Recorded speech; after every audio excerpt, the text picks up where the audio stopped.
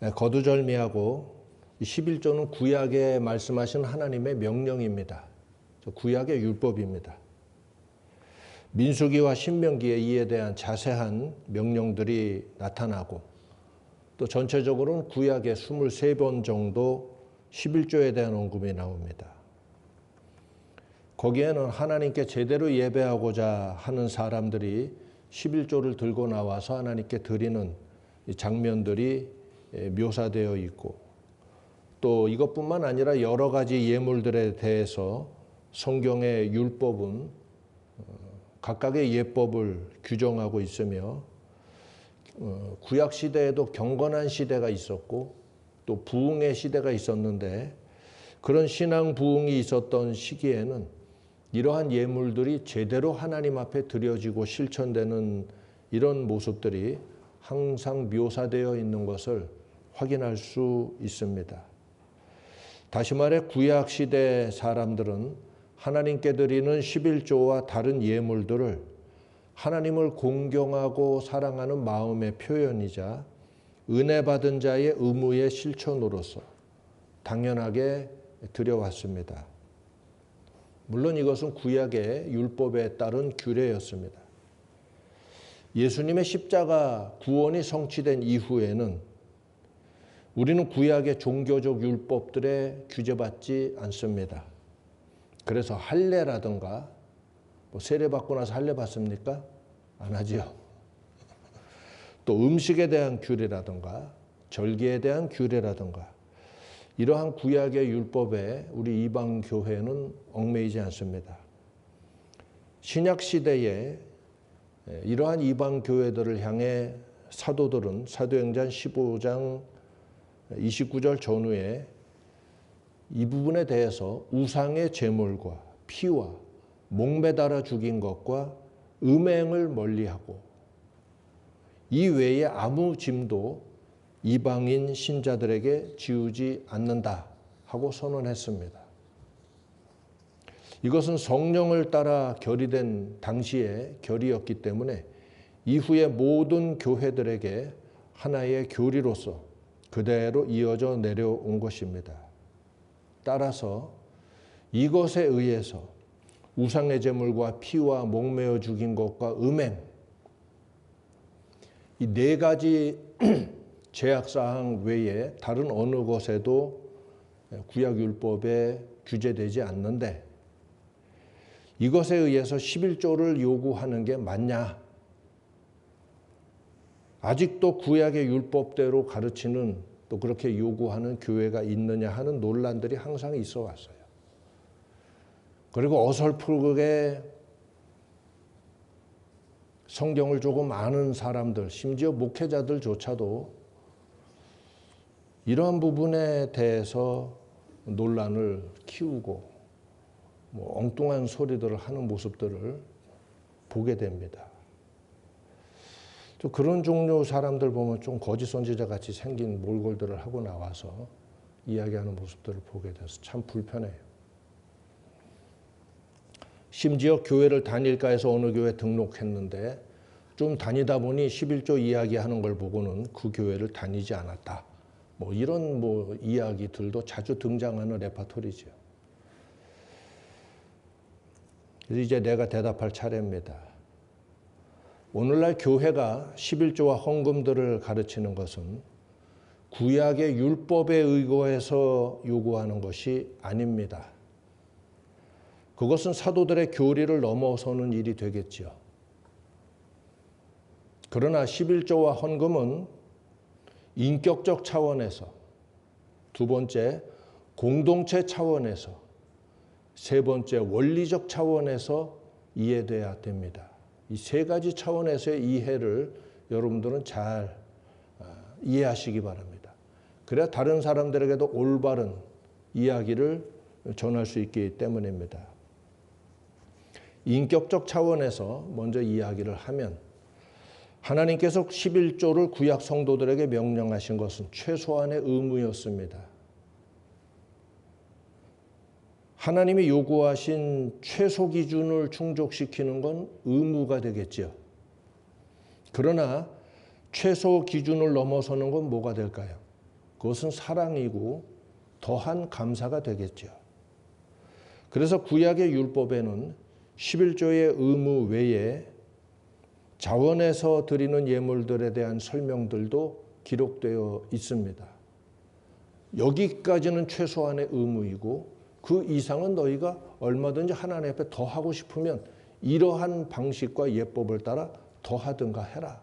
하나님께서 기뻐 받으시고 축복하실 것이다. 이런 가르침이 있는 겁니다. 내가 하나님을 사랑하고 교회를 사랑한다면 11조를 가지고 아까워서 고민을 하겠습니까? 여러분이 사랑하는 사람에게 선물을 하고자 할 때 어떤 마음으로 선물을 합니까?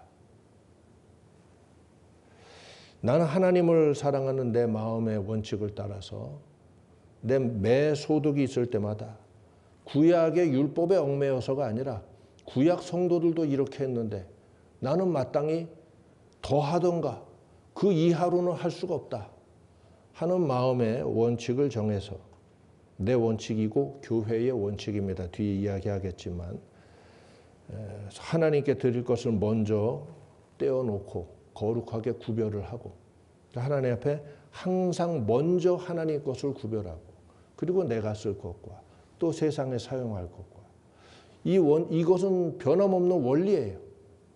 지금 이제 인격적 차원에서 이야기를 하는데 그러다 보니 지난해 통계를 한번 보니까 내가 드린 헌금 총액이 얼마인지는 이야기 안 하겠지만 한 15조 정도 되더라고요. 11조 가지고도 고민을 한 사람이 있는데 10에 한 5조 정도 드린 것 같아요. 더 드리고 싶지만 그 이상은 삶의 진행이 안 되니까 그렇게 해서 하나님 앞에 최선의 사랑의 표현입니다. 그런데 우리 중직들을 보면 대부분 나보다 하나님을 더 많이 사랑한 것 같아요. 하나님께 와서 사람들이 필요한 것 구할 때는 하나님 도움이 절실하고 또 하나님의 응답과 은혜를 받을 때는 고맙고 좋아서 할렐루야 외치고 간증도 하고 합니다. 정작에 그러면서 하나님께 물질로서 감사를 표현할 때는 그 적은 돈을 가지고서 고민하는 게 맞습니까? 많은 사람들이 사실상 이 현실적인 고민을 하면서 갈등하면서 헌금을 준비하는 경우도 있어요. 심지어 이것 때문에 부부싸움을 하는 집도 있을 겁니다. 분명히 어딘가 있을 거예요. 이번에 우리 아버지께서 하늘나라 가셨는데 검소하게 사신 분이라 한 푼도 남겨놓지 못하고 가셨어요. 그래서 우리가 원망하느냐? 전혀 아닙니다. 평생에 자기 관리를 철저하게 하셨기 때문에 우리 자식들이 아버님 돌봐드리느라고 병원비 지출한 적이 없어요. 간병해 드리느라 막대한 희생을 감수한 일도 전혀 없었어요. 그거 큰 질병 오고 하면 많은 고통과 고생과 또 치료와 간병에 드는 막대한 비용들 때문에 고민하는 친구들 여럿 있습니다. 우린 그런 게 전혀 없었어요. 그 시간과 에너지는 또 어떠합니까? 이런 걸 돈으로 환산하면 웬만한 유산보다 못하지 않아요. 또 막판에 좋지 않게 고생하다 사망하게 되면 마지막 뵙는 모습이 또 상처로 남을 수도 있는데 그렇게 좋지 않은 형상을 자녀들에게 기억으로 남겨주지 않고 깨끗하고 평안한 모습을 선사해 주셨어요. 왜 이 얘기를 하느냐? 다시 말해서 하나님께서 여러분을 큰 사고 안 당하게 돌봐주시고 이래저래 아프기도 하지만 큰 병치레 안 하도록 돌봐주시고 이만하게 살아오게 보이지 않도록 돌봐주신 은혜를 여러분이 사실은 알 수 있습니까? 우리는 어린아이, 철없는 어린아이 같아서 이 아기가 놀이터에서 잘 놀다가 집안로 들어온 것 같지만 사실은 계속 뒤에서 따라다니면서 지켜보고 도와주고 있는 이 아빠의 불꽃 같은 사랑의 보호와 돌봄이 없었으면 이 아이는 무사히 돌아오기 힘들 상황이 언제든지 있을 수 있죠. 개가 달려들 수도 있고 미끄럼틀에 올라갔다 떨어질 수도 있고 부모가 보이지 않게 다 돌봐주는데 아이는 전혀 인식하지 못하죠. 오늘 하루 잘 놀다 왔네 이러고 터덜터덜 현관 걸어 들어올 수 있겠죠. 충분히 생각할 수 있습니다. 우리가 이 아이들과 다르지 않습니다. 오늘 내가 11조 헌금 가지고 고민할 수 있는 이 순간조차 하나님의 크신 은혜 덕분에 여기서 이러고 있다는 걸 깨달을 필요가 있습니다. 하나님을 두려워하시기 바랍니다. 또 하나님을 사랑하시기 바랍니다. 이러한 인격적인 깨달음과 그 사랑과 공경에서 그 믿음에서 하나님 앞에 예물을 아끼지 아니하고 드리고 감사합니다. 오늘도 고맙습니다. 이번 달도 하나님 은혜로 이렇게 오게 해주셔서 감사합니다. 아낌없이 하나님 앞에 내 사랑과 믿음을 표현해 드릴 수가 있는 겁니다. 그래서 헌금이라는 것은 인격적 차원에서 감사와 공경으로 드리는 겁니다. 보이지 않지요. 들리지도 않습니다. 그러나 우리는 믿음으로 하나님을 인식합니다. 그 은혜와 사랑이 얼마나 큰지 체험해 가면서 말입니다. 그리고 이렇게 지속되는 삶 속에서 우리는 분명히 체험하고 알아온 지식들이 있기 때문에 우리가 이것에 귀한 은혜의 수단으로 여기고 이것을 지속해 나가고 자녀들에게 가르치는 거예요. 반드시 이리 해야 된다. 하나님 살아계신 인격이시다. 너희가 살아있는 선생님이나 교수님한테도 이렇게 하지 않지 않느냐. 하물며 전능하신 하나님이 불꽃 같은 눈으로 우리를 지켜보고 계시는데 살아계신 하나님 앞에 살아계신 공경으로 공경하는 것이 마땅하다 하는 겁니다. 달리 여러분이 하나님을 사랑하는 인격적 사랑과 공경을 어떻게 드릴 방법이 있습니까? 하나님이 헌금 못하게 막으면 여러분은 어떻게 하나님께 뭔가를 표현할 건데요? 뭘로 할 겁니까? 뭐 동네 나가서 춤출 거예요? 하나님을 난 이렇게 사랑하고 고맙습니다. 그리고 춤추고 돌아다닐 거예요?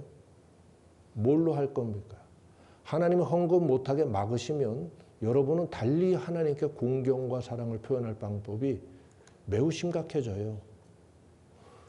헌금의 이 길을 열어주신 건 하나님이 우리를 향한 배려이신 줄 알아야 돼요. 하나님은 우리가 드리는 양과 소 구약으로 치면 그거 만족하지 않으신다고 그랬어요. 땅에 있는 모든 것, 하늘에 있는 모든 것이 다 내 것이고 은도 내 것이요 금도 내 것이라 했어요. 너희가 드리는 것으로 내가 기뻐하는 줄 아느냐? 필요하면 하나님이 우주를 더 창조하실 수 있는 창조주십니다. 우리의 삶에, 내 삶의 필요, 하나님의 필요가 아니에요. 내 삶의 필요, 내 삶의 기쁨, 내 삶의 만족을 주는 것을 내가 떼어서 하나님의 몫으로 예물로서 구별하여 드림을 통해서 나의 믿음과 마음과 사랑과 공경함이 드려지는 것이기 때문에 그걸 통해서 하나님이 나를 받으시고 기뻐하시는 거지요. 이건 하나님이 천하의 모든 금을 다 보는 걸로도 만족될 수 없고 채워질 수 없는 여러분만이 드릴 수 있는 거예요. 그래서 하나님께서 구약의 율법에 예물을 명하시고 가르치셨던 것은 하나님의 큰 은혜요 배려였다 하는 걸 알고 우리가 헌금이라는 것을 생각할 때 인격적 차원에서 이해를 해야 돼요. 이게 율법이냐 마냐 이걸 고민하는 것부터가 아직 정신을 못 차린 거예요. 두 번째로 공동체 차원에서 이해를 해야 됩니다. 공동체에 대한 의무와 도리죠. 교회 11조는 아까도 말했지만 율법 때문에 요구하는 거 아니에요. 우린 율법에 저촉 안 받아요. 근데 왜 11조를 얘기하느냐? 가만히 보니까 그게 맞으니까 그렇게 하는 거예요. 그럼 13조로 할까요? 교회 헌법을 바꿔서? 도리를 모르는 사람들이 교회가 헌금을 요구하고 11조를 요구해서 기분 나빠서 안 간다. 교회가 돈만 한다. 이야기를 하는데 내가 묻고 싶어요. 그런 사람한테. 당신은 영화관 가서 그냥 앉아서 영화 보다 옵니까? 그리고 손 내밀면 팝콘은 그냥 거저 줍니까? 그럼 영화관은 왜 돈 받습니까? 그걸로 떼돈 벌어서 소고기 사 먹게? 그럴 리가 없죠. 그럴 수도 있겠으나 유지가 돼야 되니까. 교회는 하나님이 유지하는 것 아닙니다. 맞죠? 하나님이 세상을 창조하셨지만 또 예수님이 우리를 위해 십자가 구원을 이루셨지만 교회는 성도들이 유지하고 지켜나가고 또 세계를 향해 선교적 사명을 꿈꾸고 우리 교회뿐만 아니라 또 선교지와 작은 교회들까지 돕고 세워나가는 것은 우리의 책임이고 우리의 사명이지 하나님이 유지해주고 하나님이 확장시켜주는 거 아닙니다. 도와는 주시지만 주도적인 사명과 책임은 교회 자체에 있습니다. 교회 의자 하나, 전등을 켜는 전기나 시설을 유지하고 보수하는 것 모두가 하나님 몫이 아니라 교회 공동체 몫입니다. 오늘 내가 교회에 아무 일 없이 들어와 앉아서 1시간 동안 은혜 받고 식사까지 얻어먹고 아무 일 없이 돌아갈 수 있는 것은 누군가 예배당을 청소하고 시설을 정비하고 관리하고 누군가의 수고와 돈으로 헌금을 하여서 이 모든 일들이 지속되고 있다는 사실을 알아야 돼요. 무슨 교회는 뭐 돈 나오는 우물이 있는 줄 아는지 이 사리분별 못하는 사람들이 하는 얘기겠지만 교회는 오면은 당연히 거저줘야 되고 다 거저 마련되어 있어야 되고 이러는 것처럼 이야기하는 사람들은 정신 나간 사람이에요. 하물며 분명히 거짓 선지자일 거예요. 목사랍시고 먼저 사역자랍시고 이런 말들을 입에 담는 사람들을 보면 그 사람은 분명히 올바른 목회를 하고 있지 않거나 경험해 보지도 못한 자일 거예요. 그래서 내가 거짓 선지자로 얘기하는 겁니다. 교회에 처음 나온 사람은 손님으로서 환영하고 대접합니다. 그건 성경에도 말씀했죠. 손대접하기를 힘써라. 나그네를 귀하게 여기고 나그네들을 대접하는 건 하나님의 명령이에요. 이건 신약 시대도 마찬가지예요. 율법에도 있지만 율법을 넘어서는 명령이에요. 명령이 없어서도 이렇게 하는 게 맞아요. 인격적으로. 그래서 교회에 처음 나온 사람은 우리가 돈 내란 소리 안 해요. 환영하고 맞이하고 식사도 하고 가시죠. 하고 합니다. 교인 만들어가지고 또 뭐 등골 빨아먹으려고? 아니죠. 그 영혼이 이곳에 와서 하나님 사랑 깨닫고 복음의 마음을 열고 예수님을 구주로 영접해서 구원받게 해주려고 하는 거죠. 이렇게 손님은 대접하고 환영하고 섬겨주지만 정식 교인으로 정교인으로 회원이 될 때는 11조와 헌금에 대한 의무 서약을 하지요. 문답서에 나와 있죠. 그리고 세례를 받고 입교식을 합니다. 이는 내가 속한 교회 공동체에 대한 최소한의 의무이자 도리이기 때문인 거예요. 따라서 여러분이 현대 교회에서 11조를 드리는 것은 구약의 율법 때문이 아니라 우리가 그렇게 서약했기 때문이에요. 내가 이 교회를 유지하고 또 이 교회에 주신 사명과 사역을 확장시켜 나가는데 나도 공동체 일원으로서 내 최소한의 의무를 이행하겠습니다. 그게 정식 회원인 거지요. 무슨 구약의 율법 때문에 11조를 저거 합니까? 그럼 왜 하필이면 구약의 율법에 나온 똑같이 11조라고 합니까? 모든 역사적 경험, 경험을 통해서 그게 가장 합리적인 수준이라는 걸 알았기 때문에 우리가 그렇게 규약을 정한 거예요. 내가 한 약속을 지킬 수 없으면 회원 탈퇴하면 될 거 아니에요. 세상에 어느 이만한 복지를 제공하는 어느 공동체에 그만큼 내고 유지될 수 있는 정회원 자격이 있는지 한번 보세요. 불가능합니다.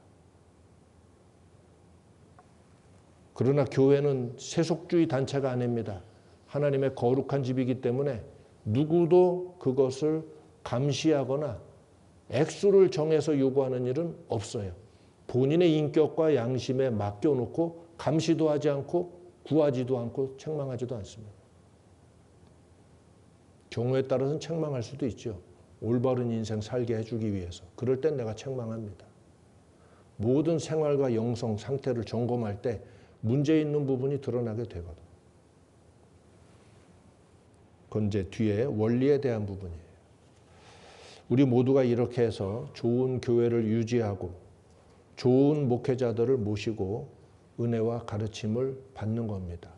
교회는 이렇게 현실적으로 유지되고 그리고 다른 교회와 선교지를 돕고 섬기는 역할까지 감당하기 위해서 이 일들이 함께 이루어져 나가야 되는 거예요.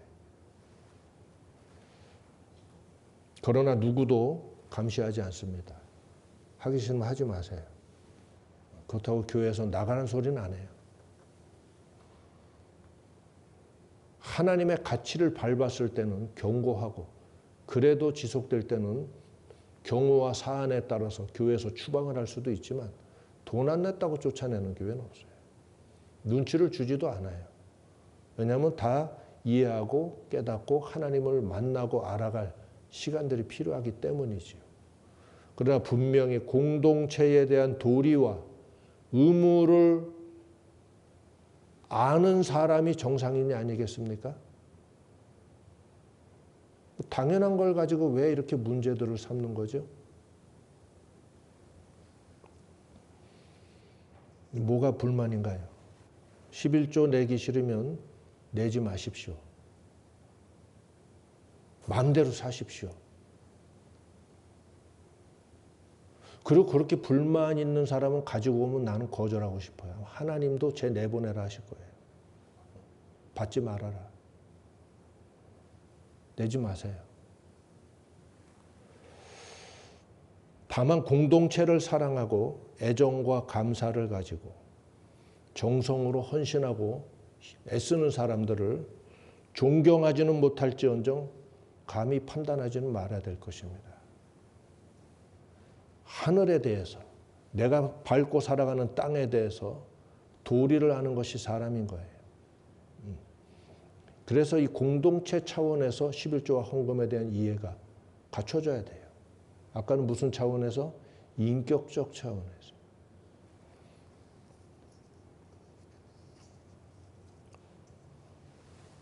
심지어 교회, 어느 교회 목사와 안수 집사, 집사인지 뭔지 헌금통 놓고서 서로 잡아당기면서 싸움을 벌였다는 얘기까지 내가 들으면서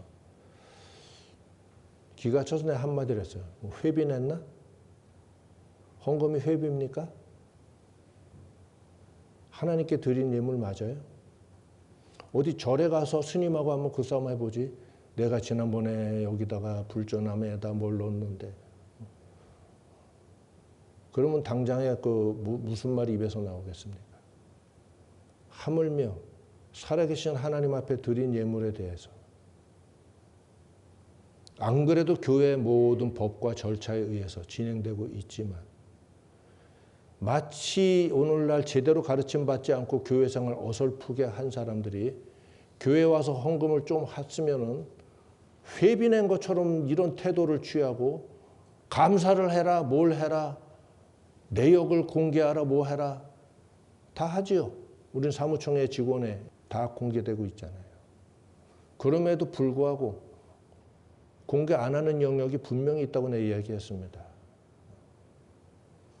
그건 국가에서 법으로도 인정하는 영역이 있어요. 그러나 교회는 국가가 요구해도 공개 안 하는 그 성역에 해당되는 게 있어요. 하나님 앞에 드림으로써 이것은 드려진 거룩한 예물이 되는 거지 여러분이 낸 회비 아니에요. 이렇게 무지하고 무도한 사람들이 오늘날 교회 안에서 교회를 아는 척하고 하나님을 아는 척하면서 떠드는, 근데 보면서 참 이 말세에 사탄이 입이 열렸구나 싶어요. 여러분 속지 마시고 올바른 지식으로 잘 무장되어 있어야 이 말세에 혼돈케 하는 데서 여러분이 헷갈리지 아니할 수 있고 전도자로서 올바른 걸 증거하고 가르치고 변론해야 될 이 사명을 잘 감당할 수 있게 되는 겁니다. 세 번째로 원리에 대한 이해입니다. 구약에서 이렇게 11조와 여러 헌물들에 대해 명령하신 하나님의 뜻을 이해하고 그렇게 삶을 가르치신 하나님의 교훈을 이해하면 오늘 나는 동일하게 살아계신 하나님 앞에 어떻게 믿음과 존경을 드릴 것인가, 이것을 고민해야 합니다. 그러면 우리는 그 원리를 구약의 하나님께서 명하신 예법을 통해서 원리를 이해하는 거예요. 그렇지, 이게 맞지. 이게 하나님을 살아계신 분으로 대하는 거지.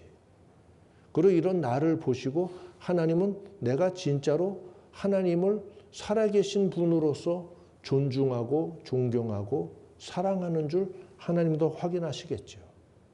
하나님 원하신 그 확인이거든. 주라. 그리하면 되돌려 줄 것이니 누르고 흔들어 넘치도록 하여 너희에게 안겨주리라. 하나님이 원하시는 건 여러분의 마음을 확인하고 싶은 거예요. 뭘로 확인시켜 드릴 수 있는데요? 앞으로 10년 동안 헌금 금지. 여러분은 앞으로 10년 동안 헌금하지 마십시오. 10원이라도 했다가는 하늘에서 불이 내려오죠. 저주를 만약에 하고서 헌금 금지 명령을 봉인해버리면 여러분 어떻게 다른 수단으로 하나님을 위해서 일할 수 있나요? 몇 배나 더 힘든 일을 해야 될 거예요. 뭔가를 표현하려면. 이거는 하나님 우리에게 열어주신 고마운 은혜의 수단인 줄을 깨달아야 돼요. 이해하시겠죠? 그래서 이 구약의 율법 때문에 하는 게 아니라 이 구약의 하나님 율법을 통해서 구약 성도들을 가르치신 이 원리를 배워서 오늘 우리가 하나님 앞에 이렇게 할 수 있는 방법이 있구나. 이걸 깨달아서 우린 지켜왔고 그것을 통해서 결과를 많은 세대를 통해서 경험하고 살아계신 하나님의 사랑과 응답과 은혜를 체험해 왔기 때문에 자녀들에게 부모의 심정으로 가르치는 거예요. 반드시 하나님을 공경할 때 이렇게 해라. 이렇게 할 줄을 알아라. 그리하면 하나님이 이것을 보시고 받으신다. 그걸 네가 알게 될 거다. 가르치는 거예요. 그것을 실제로 체험해 오지 않았습니까? 우리 성도들은 다 그 체험이 있을 거예요. 반대의 체험도 있습니다. 하나님 앞에 인색하고 하나님 앞에 머리 굴리다가 마귀가 어떻게 여러분의 삶을 와서 치고 뒤통수를 치고 앞에서 다리 걸어 넘어뜨리는지 경험해 본 사람도 있을 거예요. 그래서 하나님께 드리는 것들에 대해서 여러분은 기도로 준비하고 공경하고 최선의 것으로 하나님을 섬기고 사랑하기를 힘써야 돼요. 이것이 사실은 여러분을 향한 하나님의 은혜의 통로가 되는, 결과적으로 그렇게 돼요. 그렇다고 우리가 결과를 바라보고 뭐 그렇게 하는 거는 좀 하나님 앞에 부끄럽습니다만 소망하면서 이제까지 인도해 주신 하나님께 감사의 예물을 드리는 거죠. 이렇게 우리는 이 구약의 예법을 통해서 원리를 이해하고, 왜냐하면 달리 더 하나님이 직접 말씀하셨던 시대가 없었기 때문이에요. 그래서 구약 성경 너무나 소중한 거예요. 하나님이 친히 선지자를 통해서 수없이 많은 말씀과 규례와 교훈들을 가르쳐 주셨기 때문에 다른 시대에 하나님이 이렇게 말씀하신 적이 없어요. 그리고 사도시대에 성령을 통해서 영감을 조금 주셨었고. 그래서 너무나 소중한 거예요. 우리는 여기서 답을 찾아야 됩니다. 그리고 신약 교회는 예수님 승천 이후에 더욱 뜨거운 마음으로 교회를 이루었습니다. 그리고 교회에 하나님께서 구약의 율법을 따른 예물을 신약 교회가 드렸을까요? 안 드렸을까요? 유대인들이잖아. 그러나 교회에 하지 않았습니다. 왜냐하면 아까 사도들이 말했잖아요. 그 4가지 금지사항 외에는 짐지우지 않겠다. 주님이 오심으로 이제는 모든 율법으로부터 너희가 자유케 되고 오직 주의 보혈로 말미암아 그 은혜로 말미암아 구원을 얻었으니 하나님의 법도를 따라 이제 올바로 참으로 사랑하며 살아가라 했어요. 그래서 신약의 교회는 구약의 율법을 따른 예물을 교회에 드리지 않았습니다. 율법에 명하신 것보다 더 많은 걸 교회에 헌금했습니다. 율법대로 안 했다니까. 율법에 매이지 않았다니까. 그래서 전 재산을 바친 거예요. 그리고 바나바 뒤에 또 나오죠. 오늘 읽은 본문입니다. 이분들이 구약의 율법 때문에 11조를 드렸습니까? 사실 이건 신약 성도들에 비하면 11조를 이야기하고 하는 거는 최소한의 마지노선이구나. 그것도 아니면 공경하는 거라고 할 수 없다. 그 원리를 깨닫는 거예요. 오늘 본문은 바로 이 장면을 기록하고 있습니다. 초대교회에 은혜가 충만했을 당시에 성도들은 자기들이 가진 모든 걸 헌금으로 하나님 앞에 드렸고 사도들은 이것을 받아서 각각에 합당하게 치리하고 다시 재분배하고 또 주의 사역에 위하여 쓰고 해나갔던 장면을 기록한 말씀이에요. 그리고 이 장면 뒤에 일어난 사건이 바로 아나니아와 삽비라 사건입니다. 이는 하나님을 구약이나 신약이나 차이가 없이 동일하게 살아계신 창조주 하나님이시다 하는 사실을 드러내는 사건입니다. 11조는 이 중에 교회 공동체를 유지하고 하나님의 사역을 이루어나가는 그 삶과 인격적 질서와 그리고 현실적 경제와 사회에 대한 깊은 이해의 바탕에서 고대로부터 지켜온 중요한 원리 가운데 하나입니다. 이해하시겠습니까? 그래서 우리가 이 11조에 대한 논쟁들을 터무니없는 소리들을 성경 몇 글자 읽고서 떠들어대는 사람들이 있는데 그런 사람들에게 여러분은 단호하게 얘기하십시오. 넌 하지 마. 넌 절대 하지 마. 내 개인적으로는 너는 하나님 앞에 10원도 안 들였으면 좋겠어. 차라리 이렇게 답변을 해주세요. 넌 하지 마. 그렇게 하기 싫으면 하지 마. 하지 않으면서 한번 하나님 믿어봐라. 믿어지나. 나중에 빌걸 제발 나도 헌금 좀 하게 해달라. 가져가세요. 그냥 교회만 열심히 다니세요. 밥은 줄 테니까 와서 열심히 먹으세요. 절대 10원도 헌금하지 마세요. 당신은. 그렇게 답변하세요. 넌 하지 마.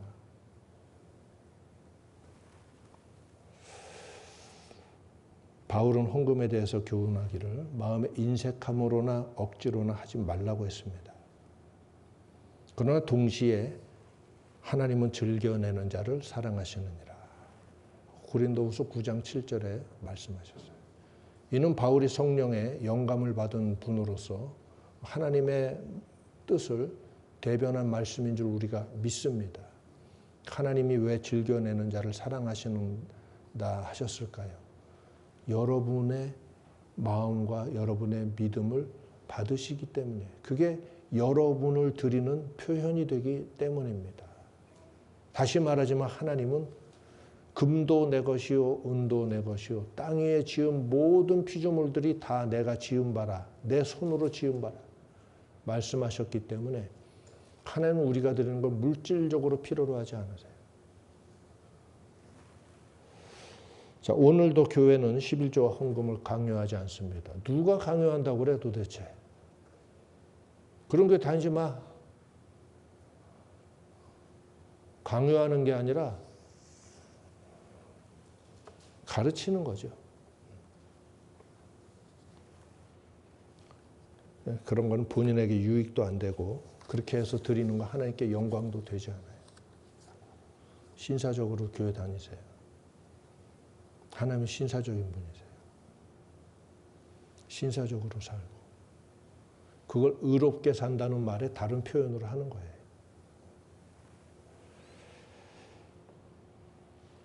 오늘도 하나님과 교회를 사랑하는 사람들은 그 사랑의 열심으로 그리고 하나님의 뜻을 감당하고자 하는 사명감으로 열심히 주의 일에 힘쓰고 또 물질로도 하나님께 드리고 하고 있습니다.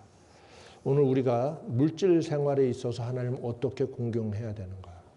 그건 종교개혁 시대의 개혁가들도 칼빈이나 마틴 루터나 동일한 교훈을 말씀하셨던 겁니다.